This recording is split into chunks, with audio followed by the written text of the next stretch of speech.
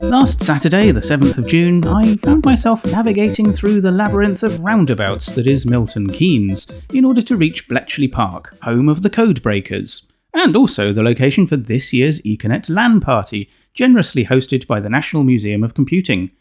Now, the last LAN party I went to was probably in the late 90s, maybe early 2000s, basically playing endless rounds of Counter-Strike.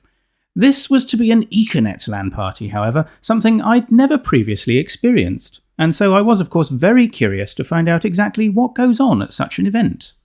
Upon arrival, I was pleased to see many familiar faces from the ABUG world, including some I'd never actually met in person before, like Brian, the sysop of the mighty Night Owl BBS. Being surrounded by great people and their Acorn machines, I was instantly in my element. I had brought my Electron, recently Econet enabled, courtesy of Roland's excellent Elk Econet cartridge, but although I'd brought my Beeb as well, it wasn't quite ready to join the Econet party, at least not yet. The event became very busy very quickly, and it was so well subscribed that most of us had to engage in some serious stacking, and it's fair to say some of us were more prepared than others. The museum's Acorn team of volunteers had spent a lot of time and effort getting us prepared for the weekend. It's not easy setting up 3 separate Econet networks in a single room, and you do need special testing equipment to get it right, ably demonstrated by Jared here. The room that we were in had been thoroughly wired for sound. Well, alright, Econet. I mean, it uses MIDI cables, come on. And there were leads running around the perimeter and down the middle. We had a mix of Econet bridges in the room, I was on net 1 of 3, and we were also connected via a bridge to another network in the museum's Acorn classroom. But hold up, that's not a 5-pin DIN cable, I hear you cry? Indeed not, but thanks to Ian S, it is possible to make an Econet connection via his custom-made T-pieces. These let you plug into an Econet port on one side, and then use Cat5 instead of 5-pin DIN cables to continue the link. He makes these himself, by the way, and they're a very smart idea.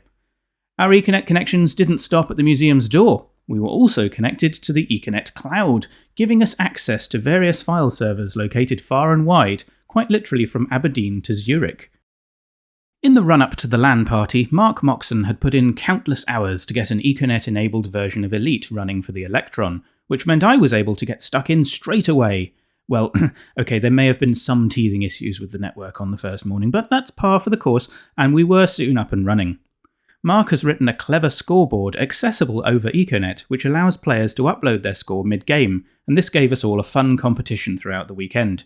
Ian even had the scoreboard running on his Atom, having converted the code to run there as well. There were quite a few different machines on show at the event, and not all of them Acorns. We had the usual spread of Beebs, Electrons, Archimedes and RISC PCs, some of which had more than meets the eye, like this one from Tom Williamson, aka Wi-Fi Sheep, which has a Pi natively running RISC OS inside the case. The original interior had suffered badly from battery rot, so this was a really cunning way of repurposing the case and not letting it go to waste. There were some much rarer Acorns around as well, like this communicator in its special carry case, not to mention a stack of Acorn file stores which seemed to grow as the weekend went by mysteriously. And then there was Ken Lowe's splendid Acorn A4, the smallest physical 32-bit Acorn around, coupled with what must surely count as the largest bezel. Beyond the Acorns, we had a NASCOM 1 on display and, thanks to museum volunteer Louise, the NASCOM 2, which was part of the museum's collection, came out to join it. NASCOMs were kit machines that you assembled yourself. This particular owner, back in 1980, decided to create a full wooden housing for theirs, and it looked amazing, a real work of love and very much a one-of-a-kind. Throughout the weekend, we were treated to some excellent talks. On Saturday, we had Rob Napier all the way from Australia giving us a history of his career working on Econet for Barson Computers, selling ever greater numbers of Econet-enabled machines into schools throughout the Antipodes and beyond. He also wrote the first definitive text on Econet, and while the original has long since gone out of print, the museum had published a special limited edition reprint available to buy exclusively at the event, with all proceeds going to the museum, of course. Rob was kind enough to sign my copy too, and it's a great book and I really look forward to reading it. Later that day we had a talk from Bob Franklin, aka the Least Significant Byte, who runs a YouTube channel on all things retro. He makes great videos, so do check him out. He shared his experiences of getting into Econet later in life, something which resonated very strongly with me personally.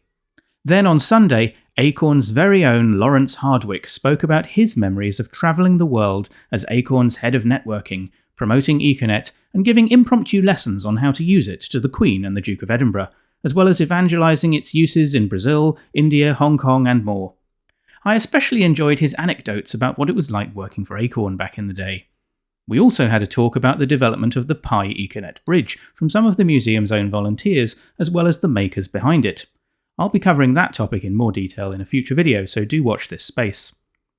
A charity auction in aid of the museum's permanent collection fund brought an extra thrill to proceedings.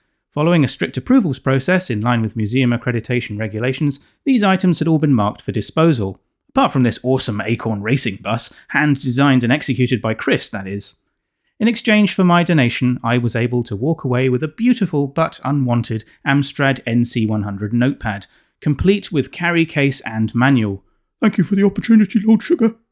Once I'd got it home, it only needed a replacement button battery and 4 AAs for it to beep back into life once more. Another lovely early 90s portable for my collection. The greatest highlight for me this weekend, however, was getting my very own BBC Micro Econet enabled. I'm deeply grateful to Richard, aka UKWebb, for offering to solder this in. If you've never upgraded a BBC Micro for Econet before, trust me when I say it is not a trivial affair.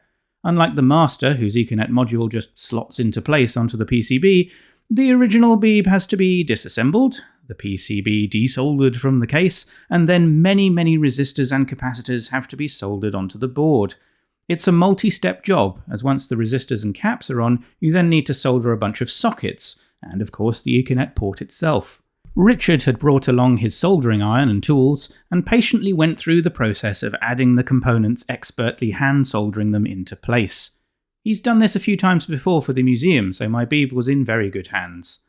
Once all the soldering was over, he handed the PCB over to me for the final step, plugging in the chips. Given that I found even this aspect a little bit stressful, I'm a software guy, I'll have you know, I'm doubly appreciative of Richard's soldering efforts.